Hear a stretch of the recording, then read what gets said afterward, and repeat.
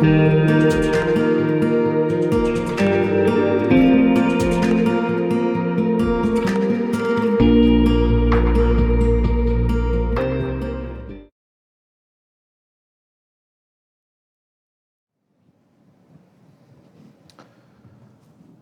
a model for learning a craft or a trade. Some of you fellas may have participated in it.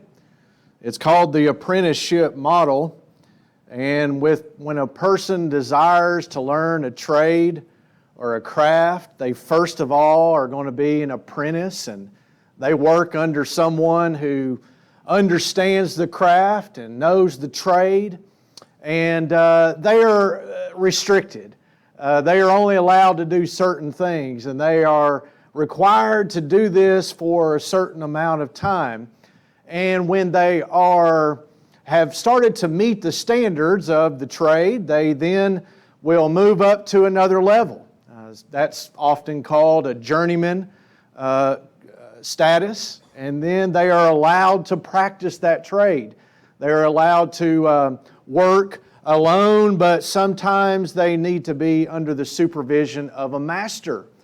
And so after a certain amount of time as a journeyman, they then can move up and be a master plumber, a master electrician, a master welder.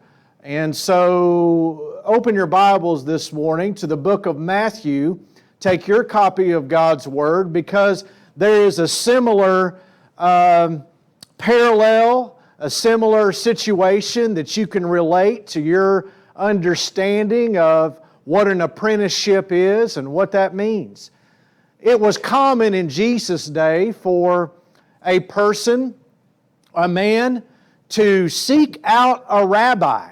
And when they have that desire to learn the law of God, to learn the Torah, to serve Him, they would seek out a rabbi who was thought to be a master teacher, and then they would follow that master teacher.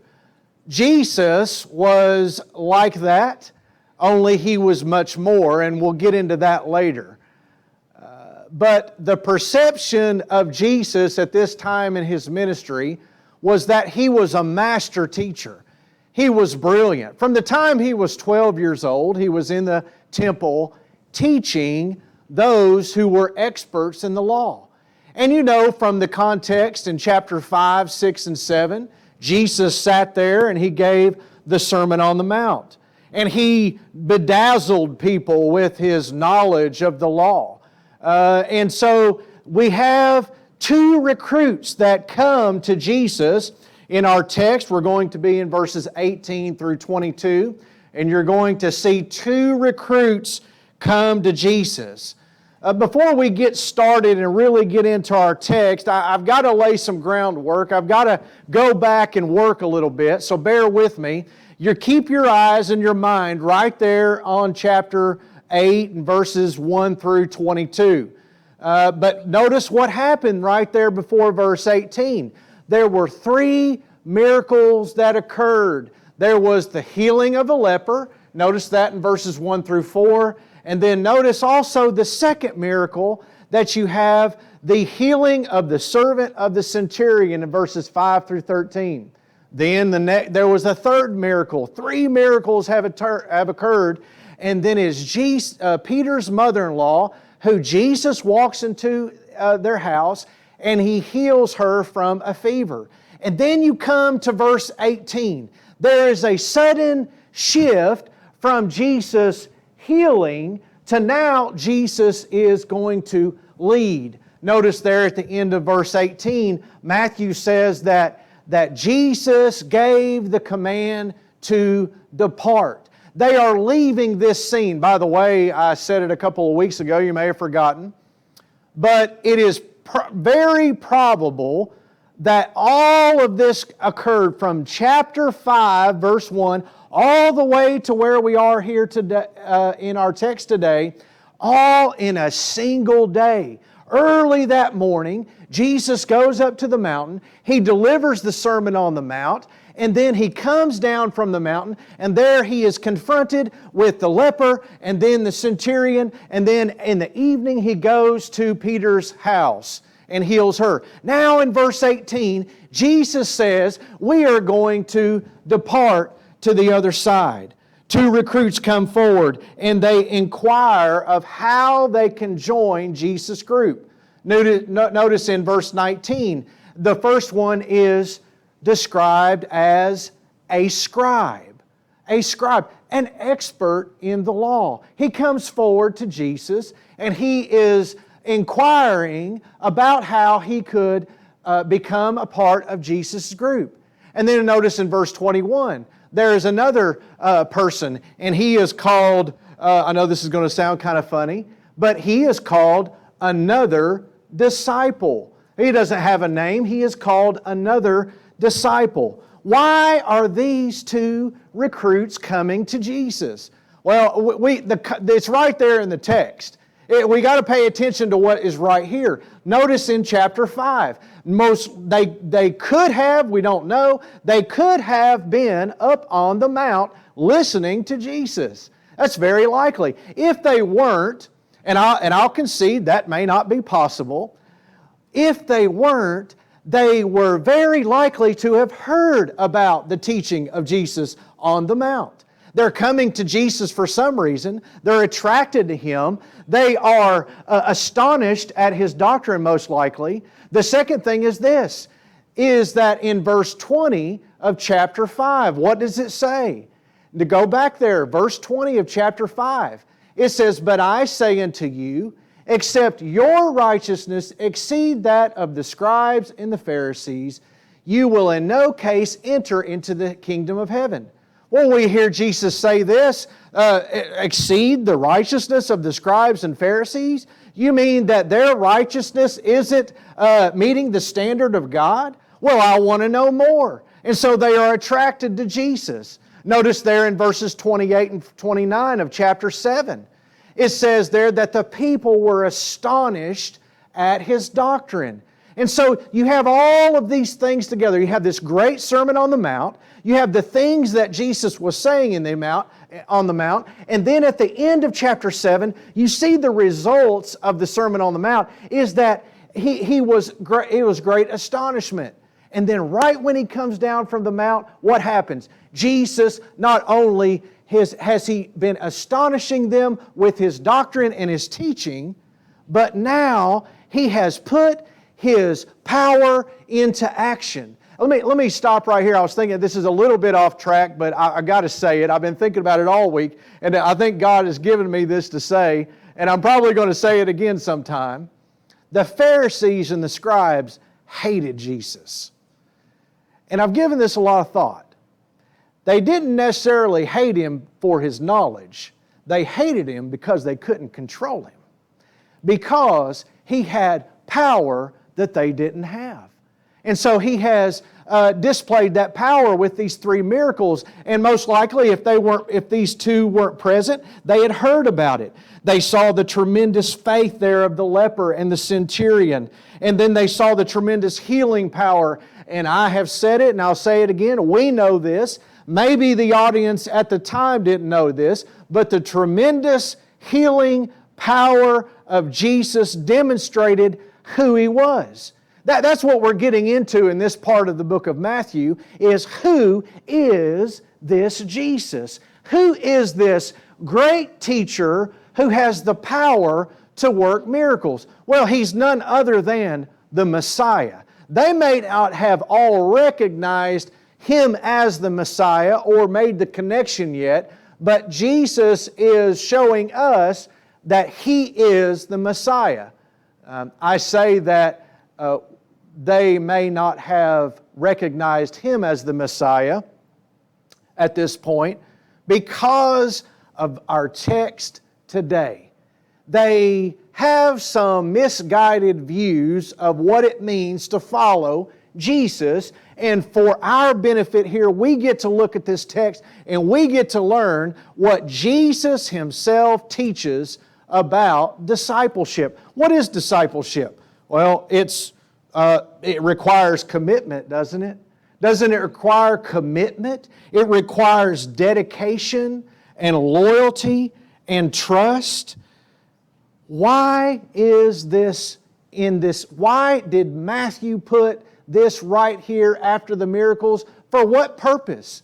Well, to show that faith must be followed by obedience. We believe, we see the power, and we believe in the power of Jesus to be able to heal these three. But now what? Now what? What is this for? Is this for our amusement?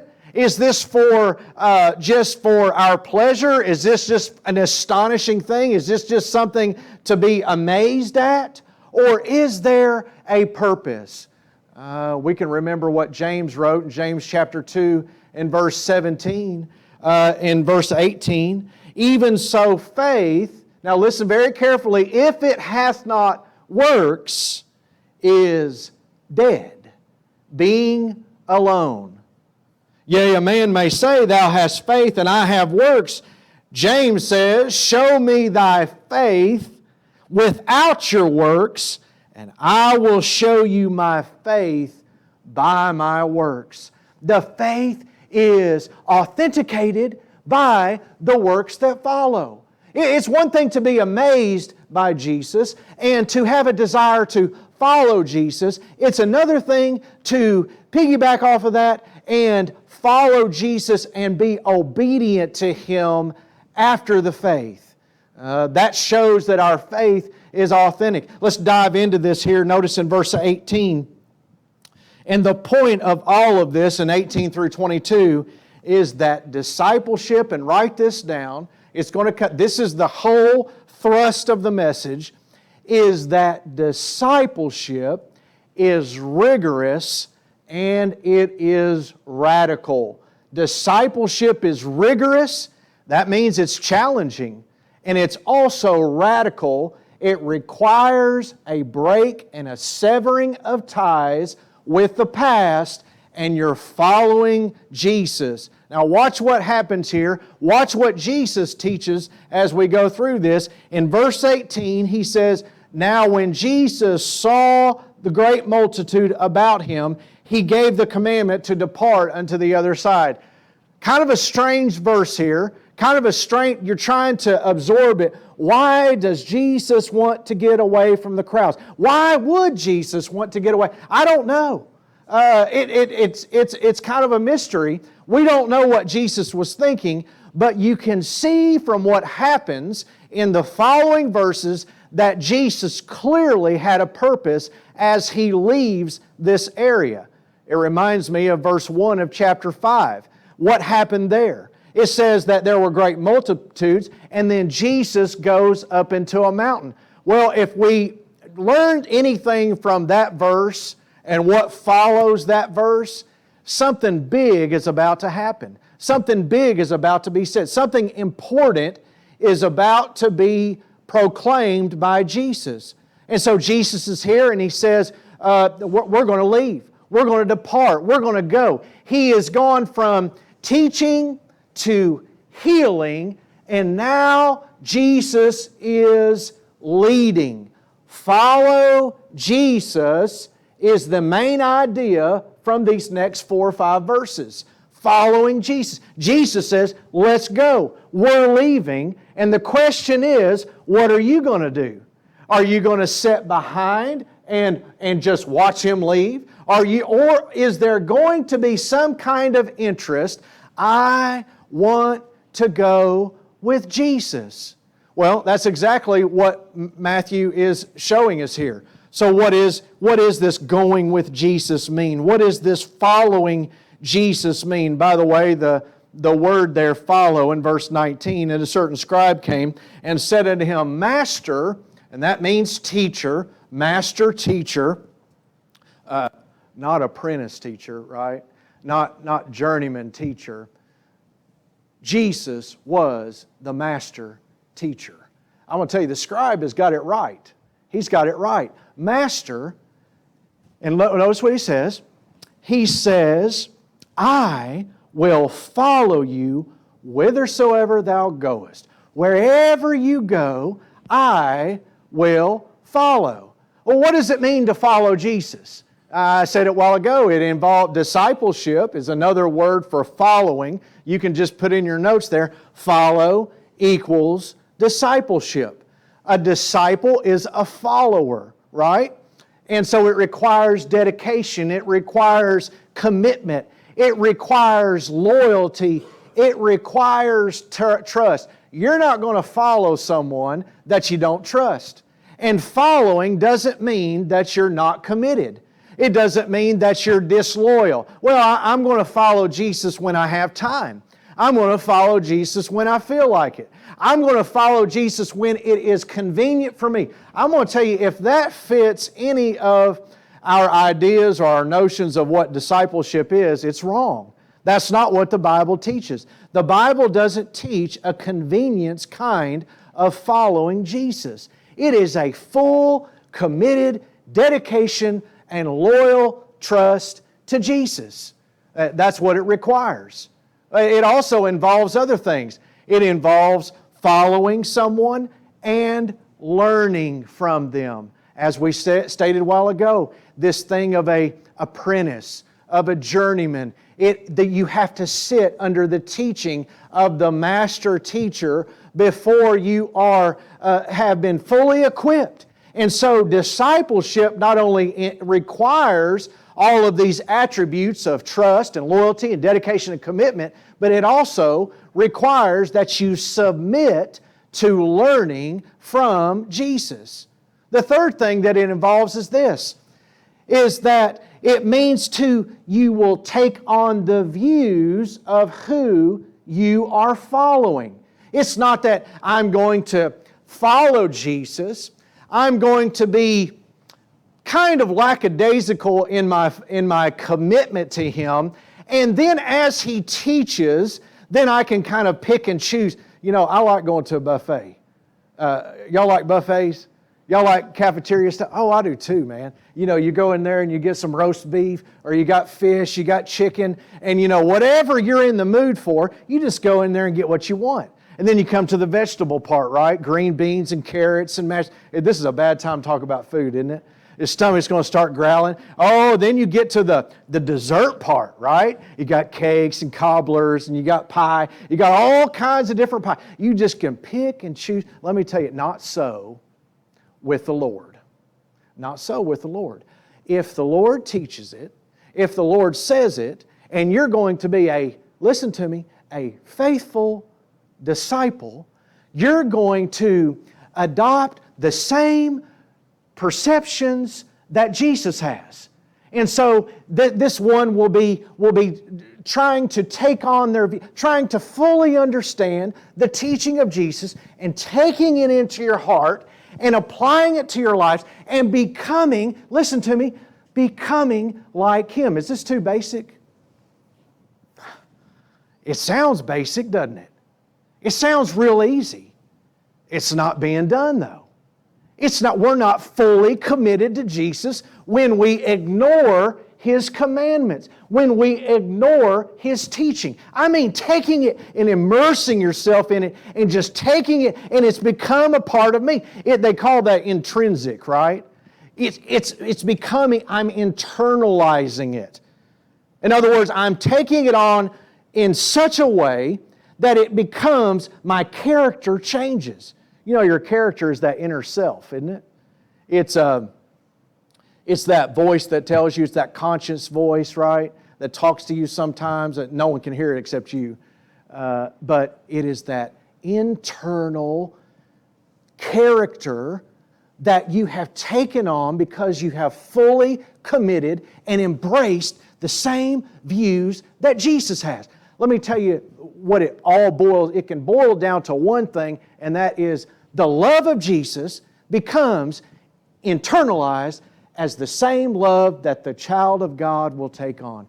Now listen to me watch very closely what happens here.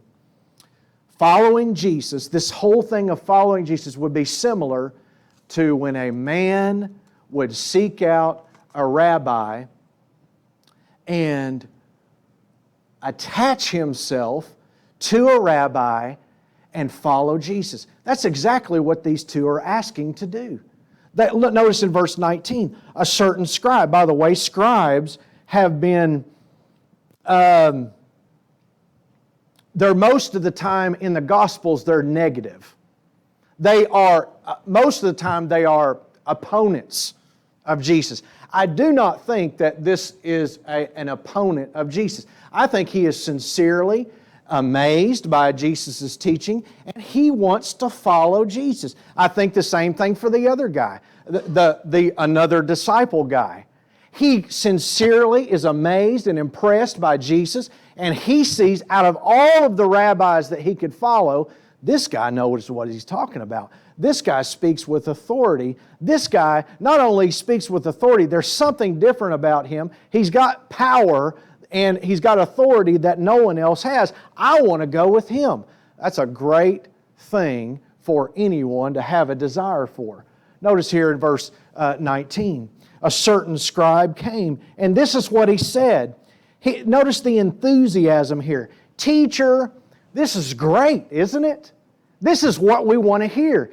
Hey, if I heard someone after the service saying, I want to be a member of New Haven Missionary Baptist Church and I want to follow Jesus, man, I'd be turning, where is the notebook? Let's write it down. Let's get this recorded. Let's do let's get it done. This is enthusiastic, isn't it? He said, I will follow you wherever you go. You would expect Jesus, okay, come on. Somebody write it down. Sign him up. Whatever we got to do, let's get this done. Come on with it. Notice what Jesus says. Let me give you a little warning. Jesus, in His teaching techniques, He often uses parables, He uses questioning, He uses hyperbole. Here He is going to use hyperbole. It is the purposeful or intentional exaggeration to make a point. He's going to make a point about discipleship. Watch what Jesus does. He says in verse 20, and Jesus says to him, the foxes have holes, and the birds of the air have nests. Okay. Foxes have holes, and birds of the air have nests.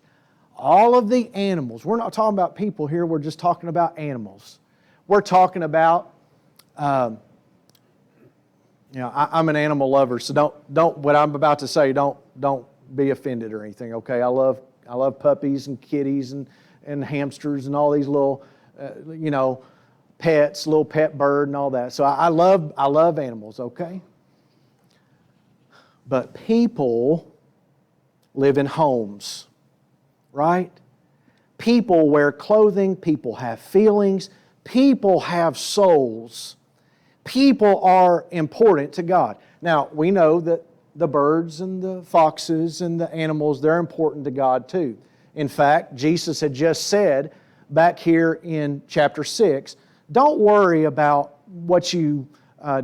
don't worry about the things of life. Don't worry about the material things, because look at the birds, how that God takes care and He feeds the sparrows, right? God takes care of all these. Let me tell you something though. The argument there is the same that it is here.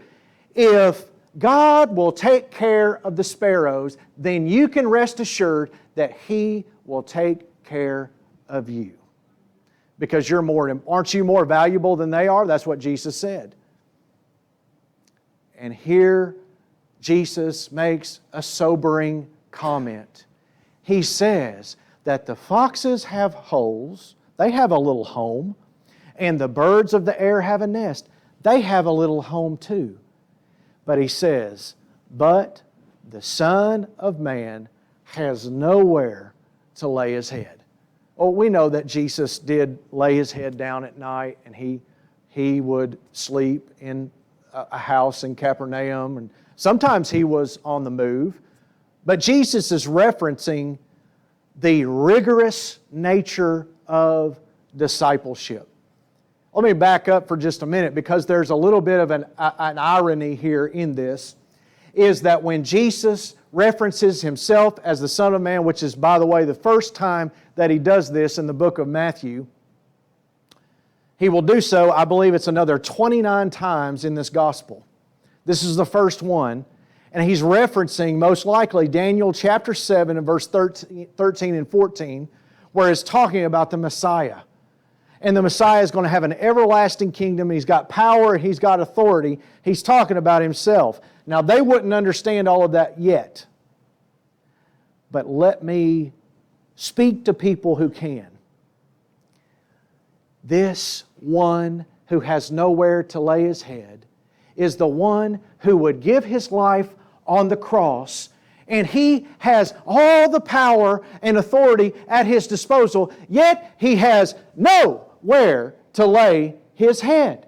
What is going on here? What does discipleship mean? Well, let me break it down for you very plainly, is that this somebody, this Son of Man, who He has come to and inquired about following and discipleship and wanting to go with Him wherever He goes, Jesus is telling him this: if you're expecting luxury, if you're expecting all the pleasures in the world, if you're expecting power, if you're expecting status by following Jesus, you're in for a rude awakening.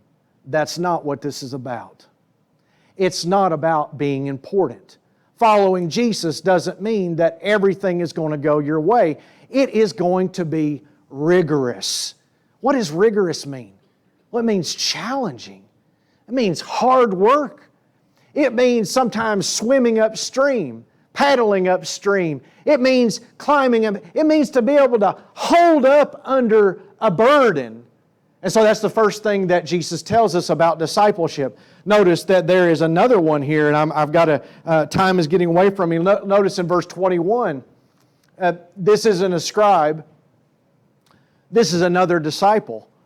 He is already following Jesus in some kind of sense. We don't know. He's called a disciple. But another disciple, and it's something to learn from here, like the scribe, discipleship is rigorous. Notice in verse 21, and another disciple of His disciples said unto Him, Lord. He starting off really good, isn't he? Lord. He says, allow me first to go bury my father. Suffer me first to go and bury my father. Hey, Jesus would say in chapter 15 that the children ought to honor their parents. They ought to take care of their parents until the day. Hey, Jesus ain't got nothing against taking care of your parents. He's using hyperbole, though, to make another point. Watch what He says. Jesus said unto him, follow me. By the way, that follow there is in the Greek is in the present tense, which means that it denotes ongoing, continuous action. Another way of saying it, and this is what it means, continue following me. What Jesus, I'm just asking if I can go take care of my dad. He's about to pass away, or he has recently passed away, and I need to go take care of the estate, and I need to take care and get all of his things in order. What do you mean? Jesus says, continuously and habitually follow me for life. And then, just to make it clear, He says, let the dead bury their dead. Now, this little phrase has confused a lot of people for a long time. What in the world does Jesus mean by let the dead bury their dead? Let me make it real simple. A equals A and B equals B, right? Like things go together. Jesus is saying this: those who would be deterred from discipleship to go take care of something like this are spiritually dead to the things of God. If that is what is going to take you off course. By the way, Jesus doesn't have anything against children honoring their parents. Elisha asked for permission to go take care of his things from Elijah, and it was granted. The law stated that. But Jesus is making a point, and this is the point.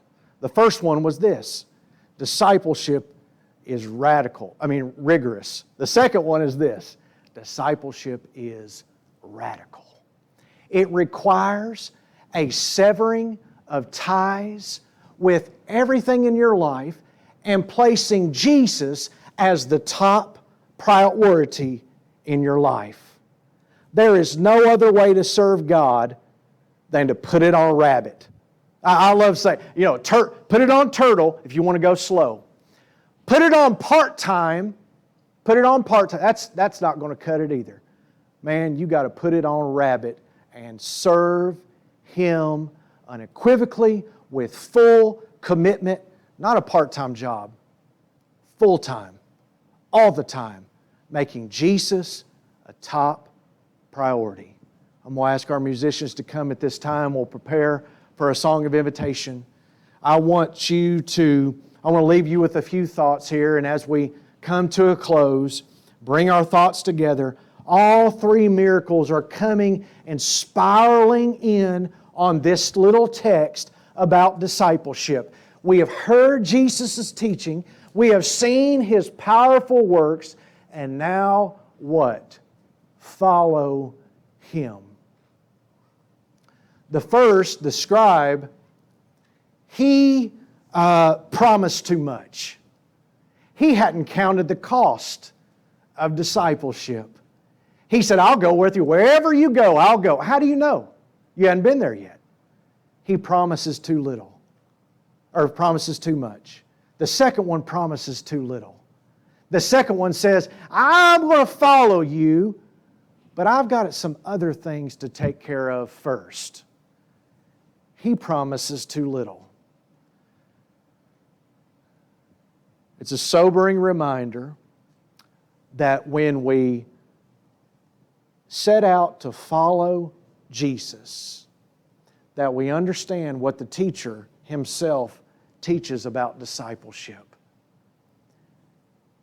Count the cost, and it requires full commitment. As we stand, as we have a song of invitation,